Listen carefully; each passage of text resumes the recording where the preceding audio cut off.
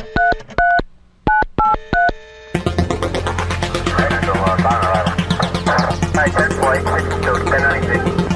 don't know Flack.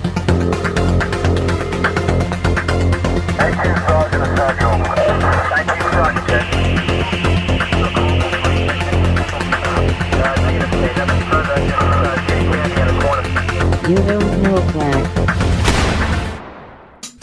Welcome to You Don't Know Flack, a podcast full of stories about retro gaming, retro computing, video games, arcade games, and technology from a guy who was there and still is.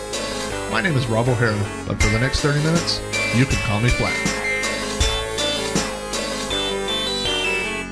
When I was a kid in elementary school, like most kids in elementary school in America and probably around the world, I had to do what we called vocabulary words. These were a series of words that we were given from our teacher that we had to write multiple times and turn in by the end of the week. Now, for some reason, the number 100 words is sticking in my mind. I don't remember if we had 20 words that we had to write 5 times, or if it was 10 words we had to write 10 times. I really don't remember.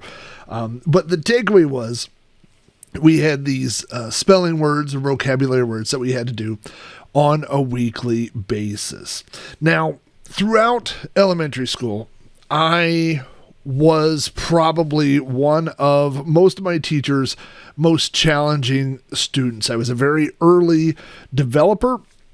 I learned how to read shortly before the age of 4. I was 3 years old when I started reading, and so I was a handful to my teachers.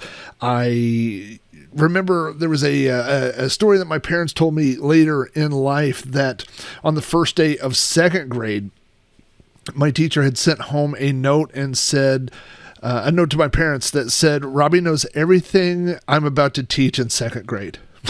Like I already knew everything that they were doing. And because when my dad was in elementary school, they skipped him forward a grade. And so that was suggested. And my dad said, absolutely not. He really had trouble.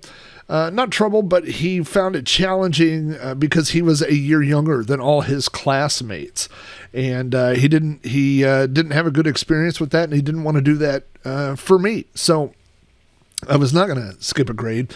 And at my school, the gifted program didn't start until 4th grade, and so I was constantly not just being given different assignments and different things to do, but constantly challenging my teachers by coming up with my own things.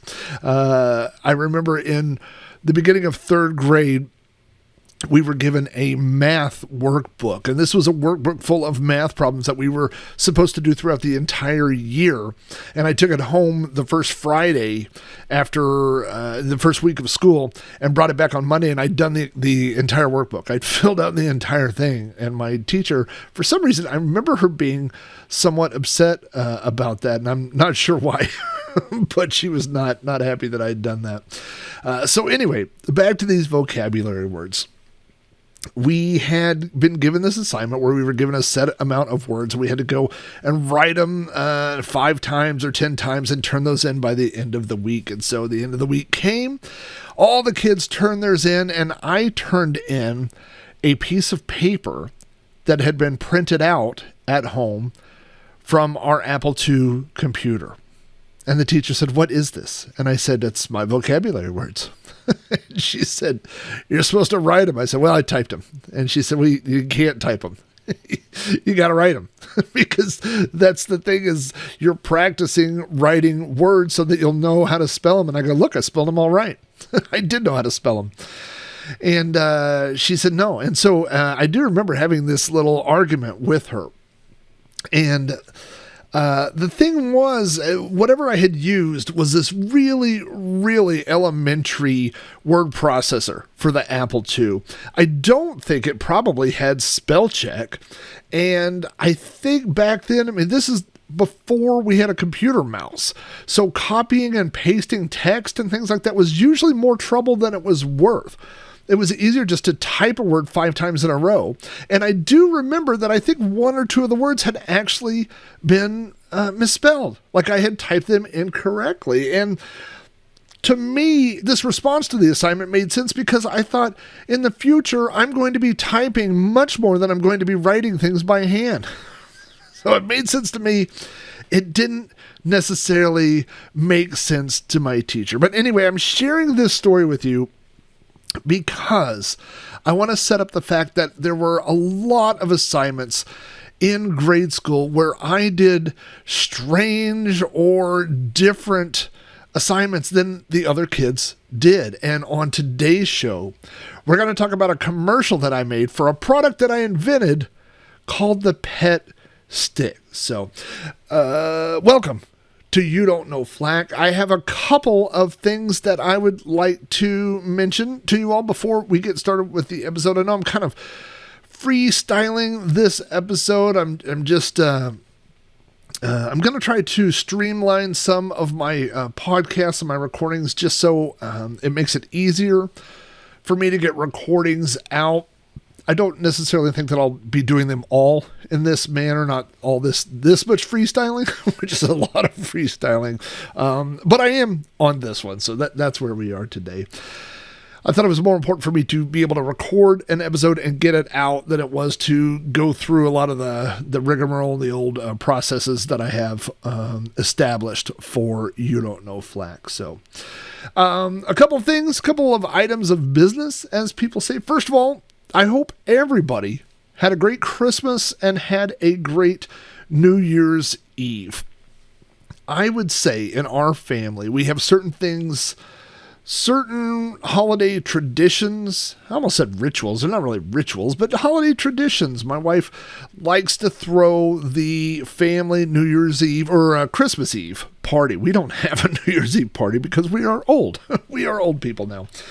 But we have Christmas Eve. We have my family over and her family comes over. Everybody brings food. It's a big to-do. We exchange gifts with family members. Some of my family likes to do Christmas on Christmas Day. Her family likes to do a lot of Christmas on Christmas Eve. So this is what I'm going to say about Christmas Eve and Christmas, and that is every single thing that we planned, that we wanted to happen, happened. Like everybody who was invited showed up. Everybody, all the food was wonderful. Everybody liked the gifts that they received. I'm so tickled. I've talked about this in the past. I'm so happy. My happiness used to come as a child. My happiness came from receiving great gifts, and it still does, but in a different way. But a lot of my happiness now comes from other people enjoying the gifts that I give them. And also, I do get enjoyment for the gifts that I receive, but not because necessarily of the gifts. It's because I appreciate the thought that went into those gifts. When someone gives you something, my daughter got me a 12-volt powered heating blanket for the van, for Big Rob's van and the van life stuff, which is just a super cool gift to go with that. My son got me a microphone stand that I've been needing for doing some podcasts, setting up a different area for Susan and I to start recording some podcasts and some shows that we want to try to do in 2025. So yes, I do enjoy those gifts on that level of just being a gift, but I also enjoy it because I know that they put thought and time into that, and so I appreciate that part of it as well. So anyway, and by the way, for New Year's Eve, we did absolutely nothing. In fact, if you watch the latest Big Rob's Van, you can find out a little bit about how my New Year's Eve went. But when the clock struck midnight, Susan and I were not even in the same rooms. We were not in the same area. So New Year's Eve is just not a big deal. I think New Year's Eve is one of those holidays that just, the older you get, the less important it is. Now, I do all those things. I do still make resolutions. I still do a lot of those types of things. But as far as like the actual, that was a big drinking holiday for me in my 20s. I'd get together with all our friends and sit around and drink and have a good time and stay up. And boy, it just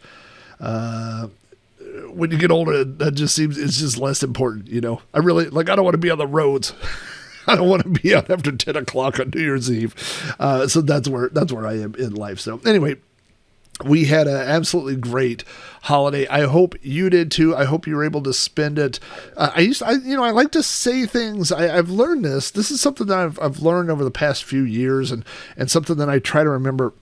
It's easy to, I don't know if imprint's not the right word, but I guess project what makes us happy onto other people. So I usually say things like, I hope you were able to spend time with your family. But the more people that I meet and that I'm exposed to, I know that not everybody has the same, gets the same joy from spending time with their family that I do, you know? And so really it's not, I don't want to say, and this even gets back to the whole, I don't want to say argument, the whole controversy about saying Merry Christmas, and then people say, oh, I don't celebrate Christmas. Okay, well, to me, when I say Merry Christmas, it doesn't mean that I hope you also enjoy Christmas. It means that I'm spreading holiday cheer to you.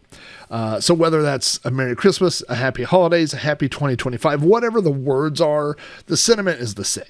And it's the same thing, you know, and I'm trying to make adjustments when I used to say things like, I hope you got to spend time with family, hope you got to spend time with friends. When I say those things, what I really mean is I hope that you were safe and that you were happy, that you were, that you felt appreciated, and that that you got to spend it the way you wanted to spend those holidays. So that's what I mean when I say those things, and that is what I mean. I hope that you had a enjoyable holiday season. I hope that every year, we always think 2025, every year, I think, you know, this next year is going to be better than the last year. Anyway, boy, I'm derailing things. I don't have any show notes at all in front of me, but you guys all know the drill.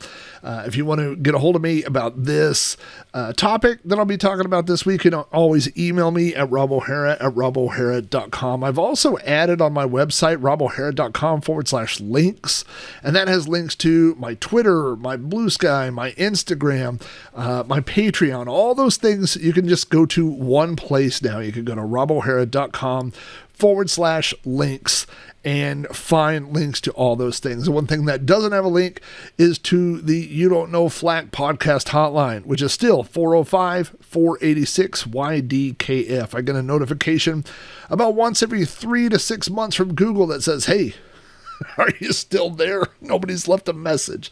So I don't know that that's the most popular way to leave feedback to the podcast, but I set it up at the beginning and I'm keeping it till the very end. So, one other thing I wanted to plug is Ninjas in Neon. I want to talk about Ninjas in Neon for 2 minutes, and then we'll get started with this week's episode.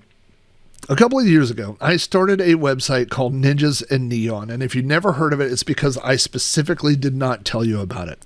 I didn't tell anybody about it. In fact, I think there were less than 5 people on the planet that knew about it. I only told the closest of friends about this website. It was a typical retro content-based website where I wrote some articles about retro things.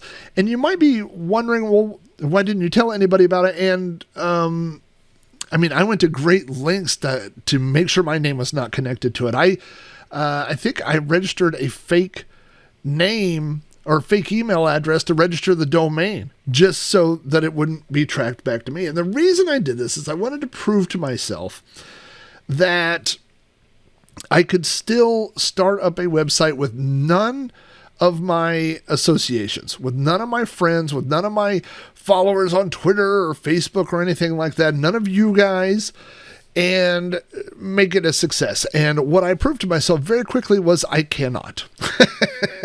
That it did not work. Now, what happened, one of the things that happened around that same time is Google began depreciating WordPress sites in their results.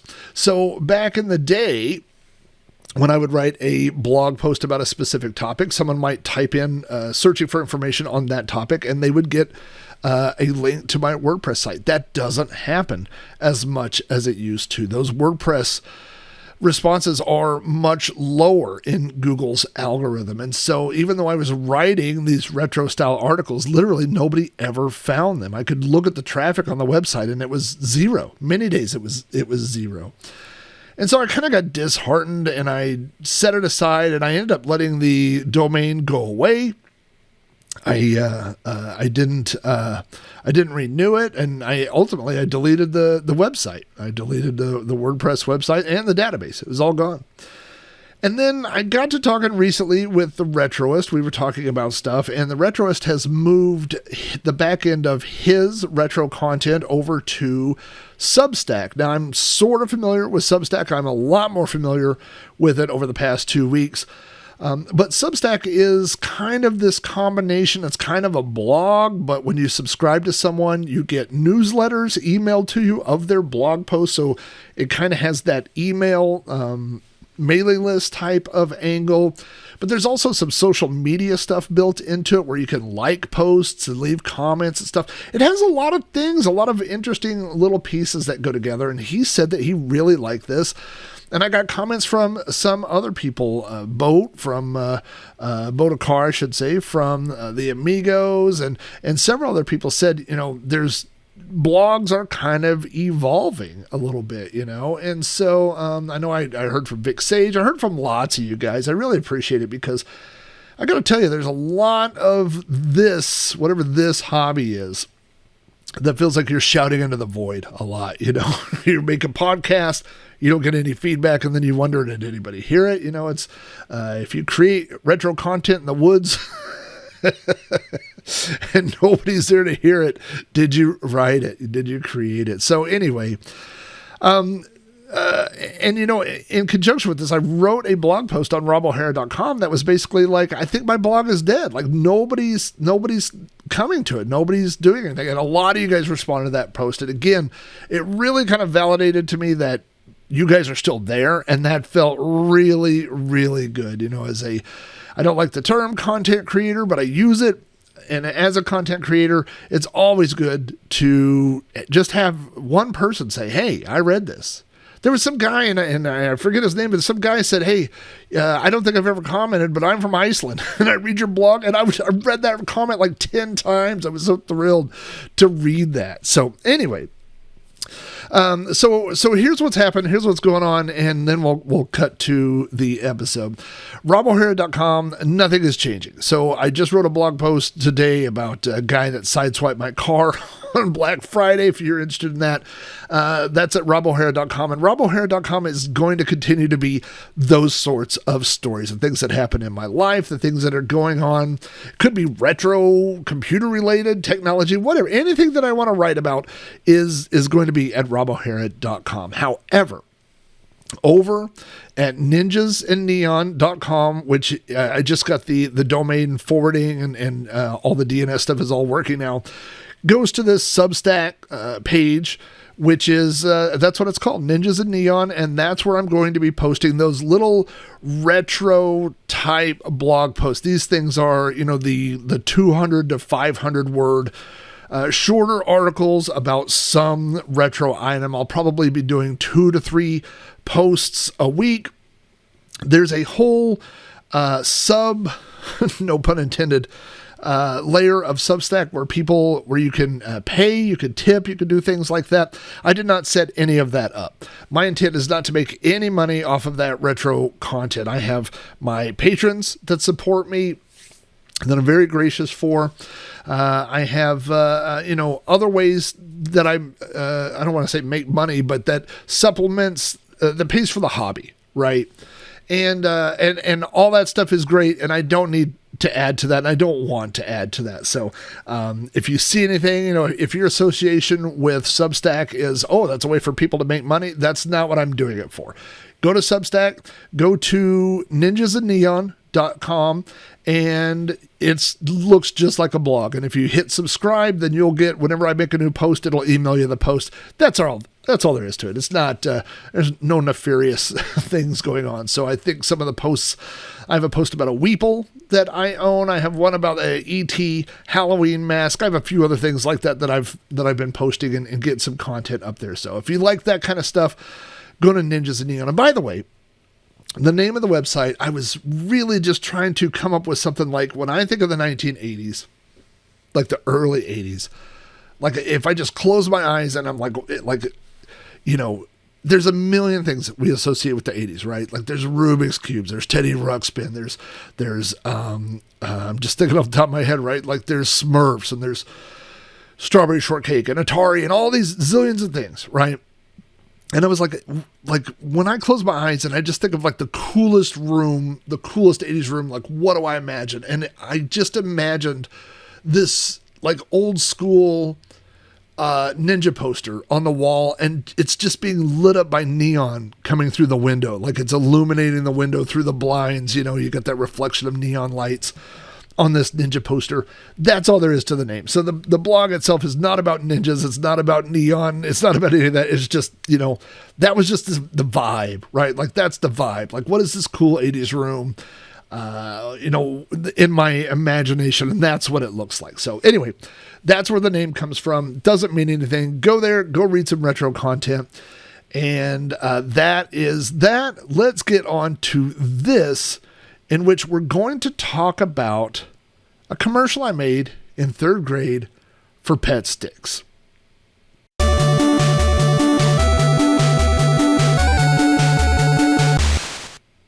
Now, as we begin this episode, you may be asking yourself, how does he remember so much detail about this Pet Stick commercial?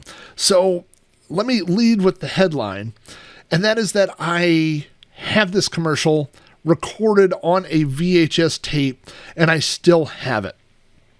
If it's not already on my YouTube channel, my main channel, which is Rob O'Hara, it's youtube.com/Rob O'Hara. If it's not there, I will put it there by the time this episode has been published. So if you want to actually see my commercial from 3rd grade for a Pet Stick, you could go there and watch it. But I'm going to be including audio clips and discussing the commercial as we go through on this episode. So I don't fully remember what this assignment was, but I believe it was we did a small, not an assignment, but we covered for a while. We did a small, like a short study on advertising. I remember some of the things that stuck out to me during that. Like I remember learning about the different types of advertising. And one of the things was celebrities, like celebrities saying, you know, vouching for something. And it could be you know, I remember at the time, like when I was a kid, like Joe Namath, you know, or whoever, and he likes Coca-Cola. And as a kid, you go, wow. I mean, maybe you don't even think it intentionally, but even maybe subconsciously you go, wow, if that guy drinks Coca-Cola, maybe I should drink Coca-Cola, you know, that sort of thing. Right. I mean, the one that I always think of is Shaquille O'Neal, who will advertise anything, you know. And when I think of, like, you know, this is the car insurance Shaquille, like he drives with the General. Well, I better get me the General car insurance. That's what Shaq uses, you know. I remember like a teacher pointing out, saying to us, you know, is that person an expert? Right? It's not the same as saying 4 out of 5 dentists recommend Colgate. Like 4 out of 5 Shacks like this kind of insurance. It don't mean nothing, you know? And I always think about that. I to this day, it's like one of those things that really was kind of a paradigm shift, like a small one, but as a kid. And it's something that has stuck with me my entire life. You know, when I see a gymnast, I'm not picking on gymnasts, when I see a athlete of any kind, or a musician, you know, when I see a musician and they go, boy, you should vote this way, or you should vote that way. And I think, you know, you learned 3 guitar chords.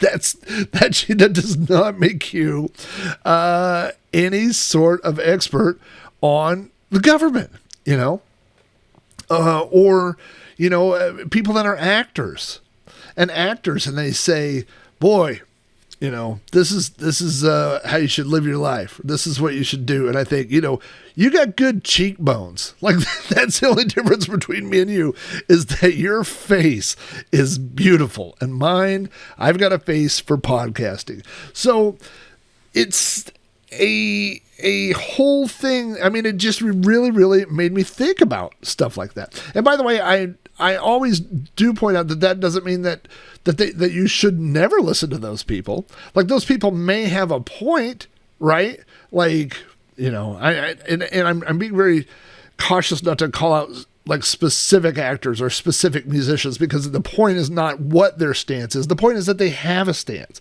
So if it's Joe Blow the singer may say, hey, you should vote this way because of 1, 2, and 3. Okay, well then he's got a thing, right? But don't just vote for Joe Blow because he put out a good album in 97. Like, that's not a reason to vote one way or the other. That's my point, So anyway, boy, can I go down a rabbit hole. This is the reason why I do write show notes for my shows, is because I will go off topic so far that I have no idea how to get back to where I was. But where I was is that, by the way, I was buying time to remember where I was. Where I was is we were talking about this advertising little study that we did in school. And one of the things, so I remember that we would do these independent studies that would last like 9 weeks or something, or we would study this or study that. And then at the end of that time, we would be given a choice of things we could do. Like, I remember we did a book report one time. Like, we had to do a book report. And then at the end, we were given a thing like, one, we could create a mobile, right? Or is it a mobile? Mobile. I guess it's a mobile. Or we could create a diorama, right? Or we could draw a poster. But it was like you had choices, you had options to show that you understood, that you read the book and that you understood what the book was about. So this was one of those situations. At the end of this advertising study that we did, we were given different options to do. And one of the options, I believe, was that we could create our own product and then make an advertisement for it. And that advertisement could be in any form we wanted. It could be a poster, it could be whatever. So I decided to make an actual commercial. Now, I grew up on I was going to say on the back side, but not the back side of the camera, on the front side of a camera. We had a VCR. We got our first VCR in the spring of 1978. It is summer. Let's say summer of early summer. That's what I'm going for. Early summer of 1978. Most people had never seen a VCR, never touched one. And our VCR came with a camera that had to be connected to the VCR with a cable. There was no wireless, there was no battery, there was no anything. It had to be connected at all times to the VCR. And it was black and white. Okay. A couple of years later, we upgraded. We got a better VCR, and the better VCR came with a better camera. The camera still had to be connected to the VCR. It was always tethered, but it was color. And so I think the last Christmas, so my dad would record every Christmas. He would set up a video camera on a tripod, put it in the corner of the room, pointed at my sister and me and us opening gifts, and record all of Christmas. And I think from 78 to 82, they're in black and white. I think 83 is the first one that's in color. So that was probably the year that we got the color camera. So this commercial is in color, and it is a commercial that I made for a pet stick. So let's play the very beginning of the commercial, and then I'm kind of going to do, I wouldn't call this not a reaction video, but I'm going to play little pieces. We're going to go all the way through the commercial, and as I watch it, we're just going to talk about it a little bit as we go through little bit by bit of my commercial for a pet stick. You've seen pet rocks, but now there are pet sticks. They're cute, they're cuddly, they're fuzzy, and they're neat. You can sit them in the window and make them look pretty. Or you can let your little sister take them out for a walk every day. How do you do that? Just tie a rope around his neck and pull him along. You know, right off the bat, there's a lot to unpack here. So, the very beginning of the video fades in. Our camcorder, I mean, it's not even a camcorder because it wasn't portable. Like our VCR's camera, I guess you would say, had a toggle switch. It had a few toggle switches on it, and one was it would let you fade in and fade out. So if you had that switch to the on position, when you hit record, it would spend about 3 seconds fading in, even though it didn't fade in the audio or fade out the audio. So that was another thing, is when you stopped recording, it would fade out, and then people would go, "Is it still recording?" as the picture is going to black. So right off the bat, now as kids, we were trained, you hit record and you don't start talking for 3 seconds because it's fading in. So that's what happens at the very beginning. I'm standing there staring at the camera, waiting for it to fade in. And by the way, because it was hard, the camera was hardwired to our VCR, that meant on the TV, you could always see what was happening, right? So the TV was always on that channel. So it was like having a news reporter having a broadcast monitor where they could see themselves. It was like that. So I could see myself and knew when it had faded in, and that was when it was supposed to start talking. So as it fades in, what you can see is me. I'm wearing this white shirt with a little red collar, and it's got these horizontal stripes. It's kind of a cool looking shirt, a very 70s looking shirt. I would totally 100% wear that shirt if I had it today in my size, not this size, because 1983 Robbie is much smaller than 2025 Flack. I am standing in front of our old love seat, which was this kind of brown, like light brown and dark brown swirled pattern. Like if you close your eyes and you go, "Hey, what did a love seat look like in the 70s?" It looked just like this. This is what it looked like. And then the love seat is in front of the fireplace in the house that I grew up in, that my dad is still in. 100% he's got rid of the love seat, but I could go to his house right now and I could recreate this scene. I would look exactly like it. The fireplace,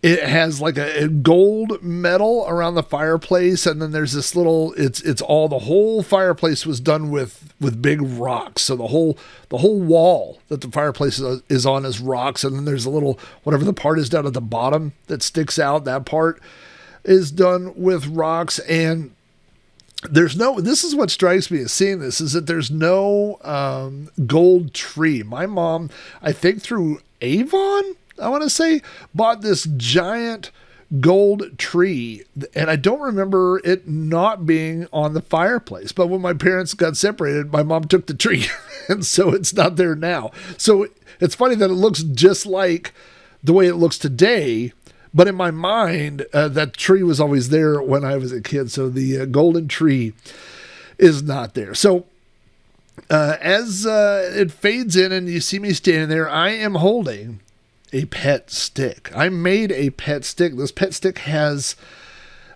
pink. It's a real stick. I probably went outside our front yard, had a big tree, and I probably went and broke a stick, a small branch off. And the hair is pink fur that looks like, imagine the pink fur that would be on the top of a troll doll. It looks like that. And then he has arms and legs that are made out of pipe cleaners. Which I know is a selling point later in the ad. But I actually made my own little pet stick as a prop for this commercial.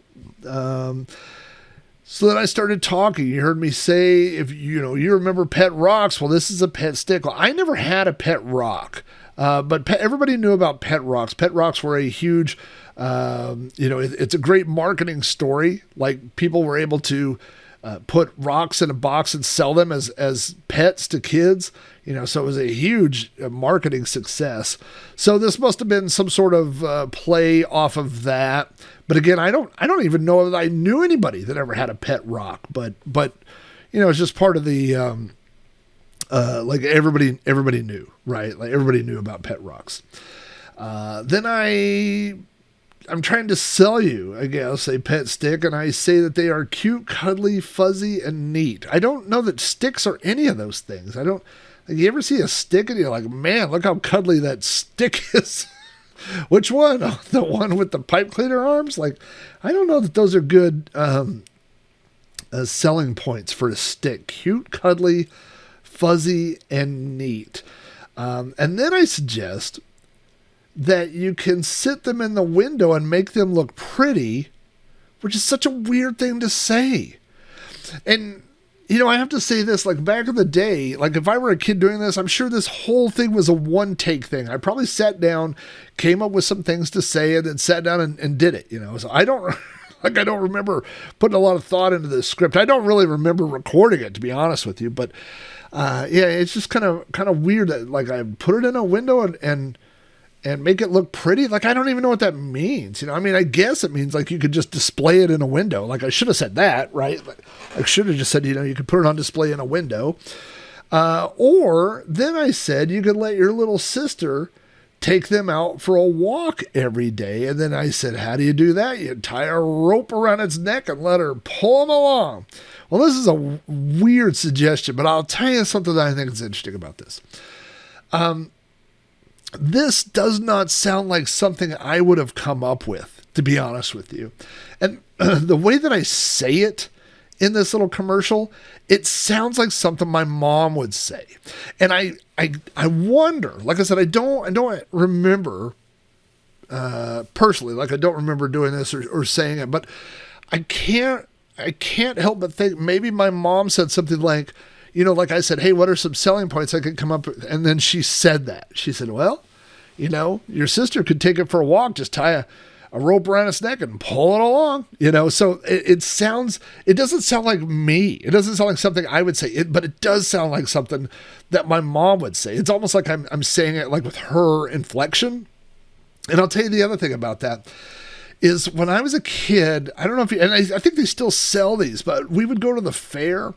And do you remember they would have like those little pet, like a foam crocodile or a foam lizard that had a big long tail. And then it would be on the end of a wire and you would walk it and you just kind of bounced it around or something. And I always wanted one of those. I never had one. I had a couple of friends that had them and it was such a cool thing. Like I said, I always wanted one. And so I wonder if maybe that's one of like what I was thinking about. You know what I mean? Like instead of taking one of those things on a walk, an alligator on a walk, like maybe you'd have to drag the stick behind you. You know, it does sound like, I don't know that sticks have a neck. I mean, I guess if it's got hair and it's got arms, theoretically it could have a neck, but it just seems like a strange, like it's a total strange concept it's a strange selling point. So, all right, let's keep moving on with the commercial. They're made of sticks, so they don't break very easy, and they're tough. You can throw it, bang it, slam it, anything. They cost little to feed. They don't take that much room either. And you know what? They don't mess up your room either. That's something your moms will love. Well, the more this goes on, how I feel about it is that you're going to be buying pet sticks by the time this is over. It's going to be my new Patreon. You sign up for Patreon, I'll send you a pet stick. First of all, my selling point is that they are made of sticks, which mean they don't break very easily. I can tell you 100%, I went out to my front yard and I broke a stick off of a tree and that was it. So I think it broke very easily. I mean, if this is a twig like this, would have to break easily. So I don't think that it's, you know, unbreakable, right? Also, I mentioned that they're tough, and then a series of activities, including you can throw it, bang it, slam it, or anything. Okay, well, what a strange. I just it feels like I didn't know how to market pet sticks necessarily. Like, if I were going to market pet sticks today, I would say, boy, if you, you're afraid and you want to, you need somebody to take with you on a walk, or, you want to sleep with something in your bed, or this, like there's a lot of things you could do, but just saying, hey, here's a good thing about this toy. You can throw it and it won't break. I'm not sure parents are like, hey, here's a good idea. Why don't you buy a stick that you can throw at people? I don't know. It just seems like I didn't really have a good marketing angle for the old pet stick. The whole, I don't know. It's not, if I were listening to this, I wouldn't want to buy one at this point, right? Then I mentioned it costs little to feed, which again, compared to a hermit crab, I guess maybe, but compared to any other thing that's not alive, not so much, right? Like pet rocks or Star Wars things or a go-kart or a unicycle. Like none of those things really cost that much to feed. And then it doesn't take up much room. I mean, I guess that is a selling point. Like sticks don't take up a lot of room. So it's got that going for it. And then, so I do this weird transition where I say they don't take up much room. And then I say, they won't mess up your room either. That's something that your moms will love. Well, again, it's just so strange listening, like breaking it down, because what toys? I mean, I guess I'm getting to the point, like toys. Now, I will say this: as a child, I always had a very, very messy room. I still struggle with cleanliness and putting things up. My room is a disaster today. And it was the same way when I was in third grade. So, I'm sure that would have been a selling point that my mom would have thrown in, that it doesn't mess up your room. However, I don't know how it would or would not mess up your room. Like I probably should have offered more than this. Like, hey, you could put it on your wall, or you could, hide it behind your bed, or, like something that differentiated it from other toys. And then, again, that last little thing that I said where I'm like, I bet that's something your moms will love, or something like that. That seems like something that my mom probably told me to say, like I'm like, hey, I need, and she's like, well, hey, here's something moms would like, is that it doesn't mess up your room. So, all right, let's keep going here. Well, they cost $9.95 a piece. And there's one special offer. Now, buy 6 of these pet sticks and get the 7th free. You heard me, the 7th free. Good Lord Almighty. Okay, so I got a few things to say here. Number one, $10 for a stick. I must have been figuring in my labor for attaching fur and pipe cleaners by hand, because it's so, if you saw this thing, it's literally a stick with 2 pipe cleaners attached to it and a piece of fur. By the way, I just looked it up, and originally Pet Rock sold for $4. So this is 2.5 times the price of a Pet Rock. There's nobody that would have paid $10. And I'm being funny here because I realize this is not a real product, but I don't know where I would have got that price from, except for it sounds like I'm imitating a commercial, doesn't it? It sounds like I saw a commercial, something on TV that was like, buy one of these now and you can get an extra one for only $9.95 or something like that, right? Like I'm trying to do that. I do like how my voice keeps getting higher instead of louder. Like normally I would be like, hey, you can get this pet stick, but if you want this, that sort of thing, right? But instead I'd say you can get a pet stick, but if you want to do, you can get another one. Like I have no idea where that voice is coming from, right? And as I was watching this old recording recently, I was like, who in the world would pay $10 for a pet stick? And then it makes me laugh because the very next thing I say is that, by the way, if you buy 6, so now you're in $60 deep for some sticks with fur on them, right? And you get the 7th free. It seems a deal too good to pass up, really. And by the way, I will tell you right now, if I just looked it up, one of those websites, a cost calculator. $10 in 1983 is basically $30 today. So we're talking $30 for a stick. And so I'm putting this deal on the table right now, and I'm being 100% serious. If you would like 6 pet sticks at $30 each, I will make them and mail them to you, and I will throw the 7th one in free. It's the same deal. The deal is as sweet as it was when I originally offered it back in 1983. Now, you don't get them for $10 each. You know what? I'm going to say this. I'm going to go back. I'm going to do a throwback price right now, and I'm going to stick back to the 1983 price. You can have pet sticks for only $9.95, but only if you buy 6. And if you buy 6 pet sticks for $9.95, I will send you the 7th free. Yes, the 7th free. Right, let's move on. And you know what's good about $9.95? This teddy bear cost $29.95. Now he has a big stain in his belly button. It was ruined. Now, we just had to throw it away. This only costs $10. So you can buy one of these or 3 of these for the price of one of those. And you can pour water on it. You can even make it go swimming. And it still won't ruin.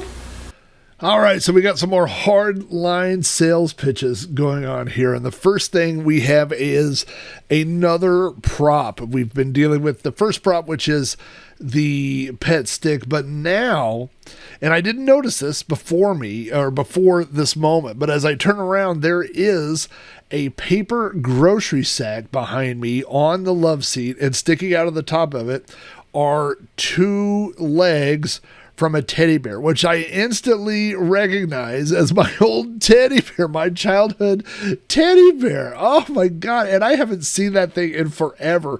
And it is a crying shame that I don't pull it out of the sack. So I only get to see its feet, but that was enough for me to immediately remember. I'd forgotten all about that teddy bear. So I do like that I have brought out another prop. You got the teddy bear in a paper sack, and then I make this pitch that you could buy 3 pet sticks for the price of 1 teddy bear. So I don't know that.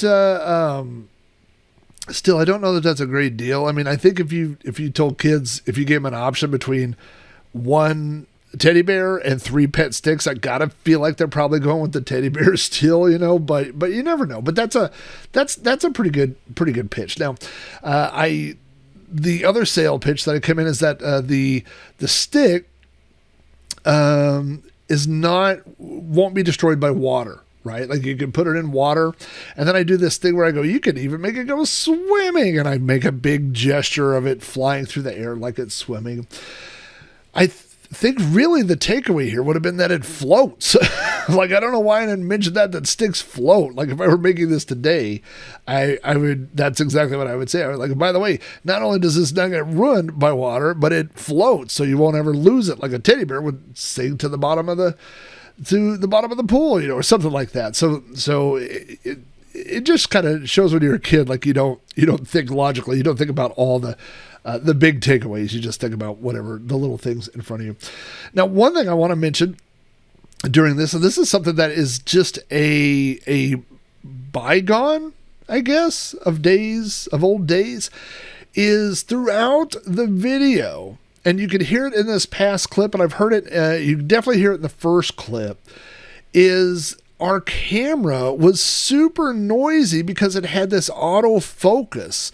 So the autofocus made noise, and the zoom made noise. Now, if you weren't zooming in and out, it wouldn't make noise, but it was constantly autofocusing. So as I'm, little 3rd grade me is moving toward and away from the camera and doing things, you can hear it going like that, and that's something that we don't have, right, in today's modern world and digital. Like when you have an iPhone video and you zoom in on your kids, you don't hear it go, like that's just, it just is something that has gone away. And so, there's a lot of things I mean, I don't know why I'm going to Stranger Things, but there's all these kinds of movies that are supposed to take place in 1984 or, you know, like, oh, this is old found footage and stuff. And they always add like that little digital noise to it, or they put the display in the corner that says play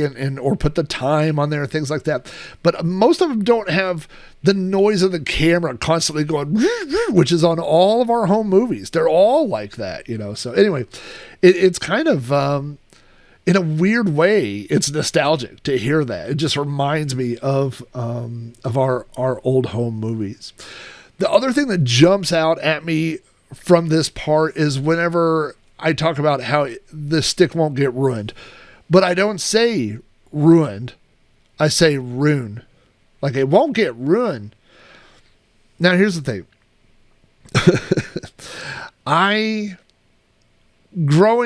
Not necessarily growing up, but once I started traveling just a little bit, and once I got a job where I was talking to people from all over the country, and even before that, it really happened before that, but I became really self-conscious. God, there's that word again. Conscious? Self-conscious. I'm never going to get that right. About having an Oklahoma accent. I really liked at work when people would call, because when I started at the very beginning, when I started like 30 years ago this year, when I started on a help desk, I would get a call and people would say, I can't tell where you're from. You don't have an accent. And I kind of prided myself in that. I don't know that I went as far as to intentionally hide it, but you know, when I first went to college, I went for journalism, and I really wanted to be a disc jockey. That was what I really wanted to do. And I just knew that you couldn't do that if you said words like ruin or ruin. You're going to get your stick ruined. So I made a conscious effort to not speak that way, to eliminate that Southern drawl, because people, if you have a Southern drawl, people think less of you. Like, that's just an unfortunate fact of life. I know lots of people with Southern draws that are smarter than me, but when you hear someone talk like that, people automatically make an assumption, and I just didn't want that, you know? So it's funny to hear myself say that, because I would never say something got ruined. I would definitely say ruined, you know? So anyway, it's just interesting to hear me say that. Not too much left of the commercial, a couple little bits. Let's get in here. It's a great buy. Be the first in your neighborhood, on the block, everywhere to own a genuine, original pet stick. So this sounds like the end of my pitch, although there's more to the commercial coming up, but I like the idea that I say you could be the first one in your neighborhood or on your block. So it's like I'm going down. Like, wouldn't you think that you would be like, you could be the first one on your street, the first one in your neighborhood, the first one in your city, whatever, right? Like, it's getting bigger, bigger, bigger. So it's weird that I kind of do that out of order. But I'll tell you what I think is funny is that when I go everywhere, which kind of means that I haven't sold one yet. So, like, not only is it such a great deal at $9.95 for a pet stick, but I really would just like to sell one. So that kind of cracks me up. I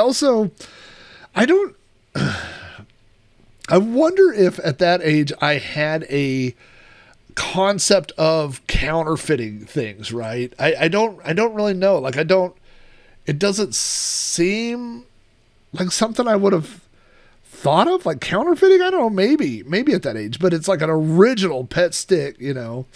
I don't know. So it seems like maybe that's something I heard and I was repeating, you know what I mean? Like, you know, you want a original Ginsu knife or whatever I'd heard on TV, you know? A lot of this feels like it's patterned after commercials that I saw on UHF channels or something like that. So maybe that's where I picked that up from. It doesn't seem like that's something I would have as a sales pitch for sticks.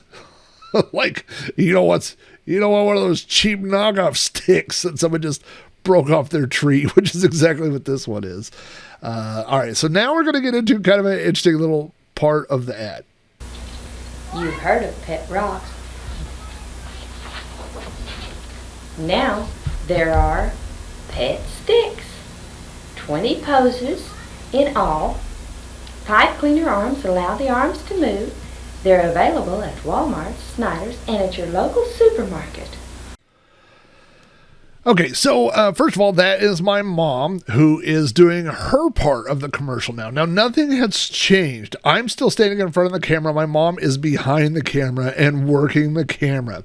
But she starts giving this speech. She says, you've heard of pet rocks, but now there are pet sticks. Now, when she says that, there's this little pause. You may hear that. And that's because when she says that, I reach down and I pick up a poster that I've made. Now, a poster, this is on a 8.5 by 11 sheet of paper that almost looks like it might be colored construction paper, like yellow, but I can't tell. The color on this isn't great, so it's either yellow construction paper or a white sheet of paper, but this is just a normal 8.5 by 11 sheet. Most of everything else she says is things that I had drawn or written on the poster, so that's why she's kind of waiting for me to pick it up. So I picked this thing up. All the things that she says are written there on the sheet, and I also have 2 pet sticks drawn. Now, these pet sticks almost look like skinny versions of Mr. Hanky, the Christmas Pooh from South Park. They're just these, they look like, obviously you're trying to make it look like a stick, but it's weird. They look like skinny pieces of poop or something. And then they have pipe cleaner arms and legs. They have little eyeballs, which mine didn't have, and they have big fur hair coming out of the top. It is a weird sales pitch that in the same breath, you would say they're available in 20 different poses, and that also you can pose their pipe cleaners. So we pose them and then you can unpose them. Like, why would you? It's not a good sales pitch. Then at the end, and I have this written on the poster, is she says you could get it at Walmart, Snyder's, or your local supermarket. Okay, Snyder's was our local supermarket. Snyder's IGA was where we did our grocery shopping my entire life until, they closed like right around the time, right around the time, I was probably 25 when they closed.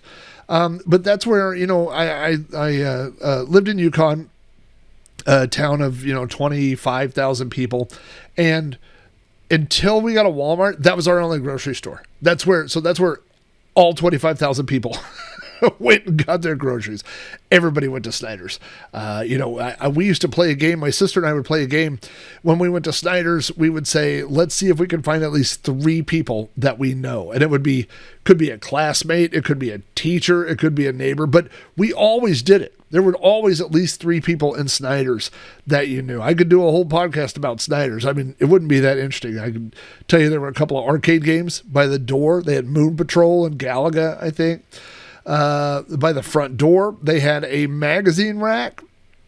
And then my sister and I would go sit on the magazine rack and read, 3-2-1 Contact or The Electric Company or Mad Magazine, whatever magazine we weren't going to get to buy, we would sit there and read. They had a little toy aisle, and the most memorable thing to me about Snyder's is that they had a bakery, and if you were a kid, you could go apply for a cookie card, and they would give you a card that looked like a driver's license. They would put your name on it and your date of birth, and it was good for 1 year. And every time you went to Snyder's, if you showed your cookie card, they gave you a free cookie. They made cookies. They had sheets of cookies that they sold, and you could get a free cookie. So, there's just a difference, man, between local supermarkets and places like Walmart. And I get it. I love Walmart. Walmart, things like Walmart and Amazon, they're super cheap, and they get stuff from all over the world, and they get us the best prices. And, it's easy to complain about them and also shop there, which are 2 things that I both do. But so anyway, it's interesting that I say on that there was Walmart, and then Snyder's, and then whatever the just local supermarket. So let's get to the conclusion of the commercial. Or send $9.95 to 312 Palm Street, Memphis, Tennessee, 73069. You can't pass it up. So there's an interesting psychological thing that happens when people have to come up with something on the fly. If they have to tell a lie on the fly or they're trying to make up something on the fly. And that is that they will usually pull from something true and they'll change it a little bit. So if someone asks you to, what's your name and you're trying to lie, you know what? This is a funny example that literally I just thought of just now. When I was a kid, we were, some friends of mine and I were down by the bridge, by the creek. If you haven't listened to the creek episode, go listen to that one. We're down there and these cars are coming by and it's snowing and we were throwing snowballs at cars who were driving by at 50 miles an hour. It's super dangerous, super bad idea. And one of the cars skidded to a stop and came out and started chasing us. And one of the kids stopped, a bunch of us stopped. When an adult says stop running, sometimes you stop running. We shouldn't have. But this one kid in particular, his last name was Daniels. And so the guy says, hey, what's your first name? And so he said Jack. Which is not his first name, but he said Jack. He was going to give a fake name, right?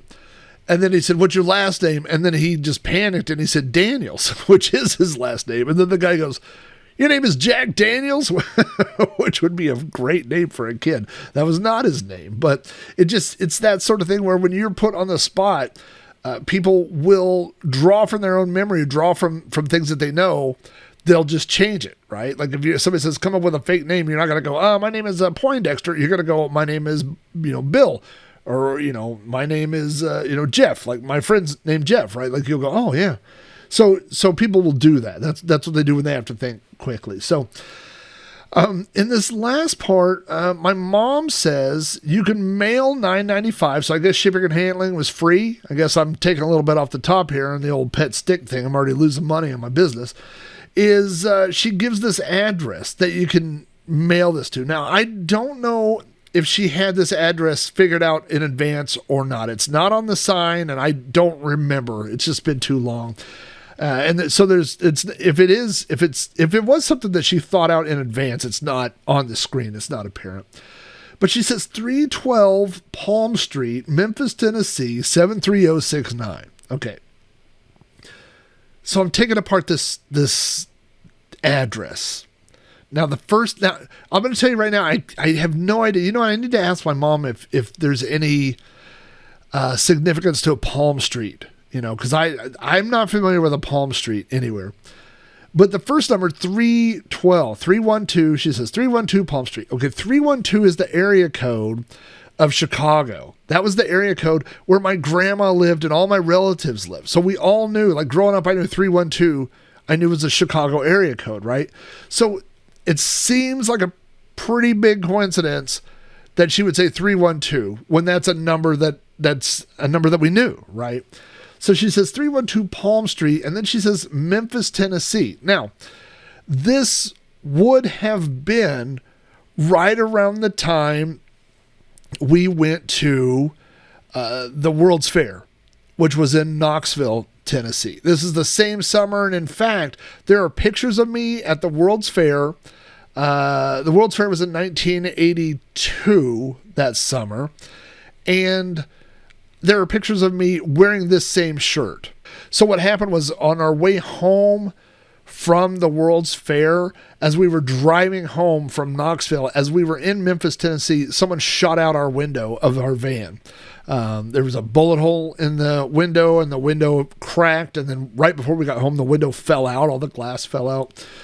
And that happened in Memphis. And so I could see that this was a time when my mom would have been telling that story to a lot of people, like her friends and everybody. Like, you're not going to believe what happened in Memphis, Tennessee, and this happened to us in Memphis, So the fact that she said Memphis, Tennessee, we had just driven through there recently to go to the World's Fair. So I could see that as being a thing, right? And then she gives this zip code of 73069. Now, the zip code my dad for the place where he worked was 73169, which is only one number off. So it feels like she's making up a fake zip code, but just changing one number. And 73069 is a valid zip code. It's not for Oklahoma City. It's for Norman, Oklahoma. And we wouldn't have had any reason, like we didn't go to Norman. She wouldn't have known that was the zip code of Norman. But so the fact that she says 73069, it's very, very close to 73169, which again is the area code where my dad works. So it seems like this is probably an address that she probably made up maybe on the fly. And there's enough like little weird coincidences like 312 in Memphis, Tennessee and 73069 that it's probably a number, she was just going to make up an address and she pulled it in. I don't know where the Palm Street came from though. I'm going to have to ask her if maybe she grew up on a Palm Street or there's some history with a Palm Street. I don't know, but all the other ones seem to be, things from our world, pretty close to our world. So then at the end, of course, I pitch in and I say, it's a deal. You can't pass it up, which I believe many people would have passed on this deal. I mean, a $30 stick. But anyway, then the video fades out and we fade to black and I'm standing there holding my pet stick and then that's the end of the commercial. So I just feel so lucky that we not only have all of these photographs and stuff that I have from me as a kid, but also all these videos. And so a long time ago, like right when it was when I got a capture card, like in the early 2000s, I took all of our old home movies, all these old VHS tapes, and I archived them. I put them on the computer, and I've done it a second time because, capture cards are a little better now. And, the old ones were like MPEG and they weren't great quality. And now they're, everything's like MP4 or MKV and I got a better VCR and better capture card, so, everything, it just looks a little bit better, but I'm so lucky to have that stuff. I know there's a lot of people that don't have videos of themselves at all from that age. Right. And just a few years before this was black and white. And a few years before that, people had 8mm home movies, right, with no sound and things like that. So I just feel super lucky that we have that stuff, and especially around the holidays, around Christmas and this and that, I always get that nostalgic feeling. I always get that the lump in my throat, and even there's the scene in Christmas Vacation, which I know is a lot of people's favorite vacation. It's not my favorite one, but where Chevy Chase gets locked in the attic and he's watching the old home movies, he's watching the movies of his kids, and no one else is around, right? It's just him. And I'm that guy. I'm the guy who will come in here and, it's I did it on Christmas Eve. Everybody went to sleep. My wife went to bed. I said, I'll be there in a minute. And by the way, when my wife goes in and says, I'm going to go lay down for a minute, my wife will be snoring in like 14 seconds. Like she will lay down and immediately just go, go. She's just out, right? But so I stay up hours past her and she doesn't know necessarily.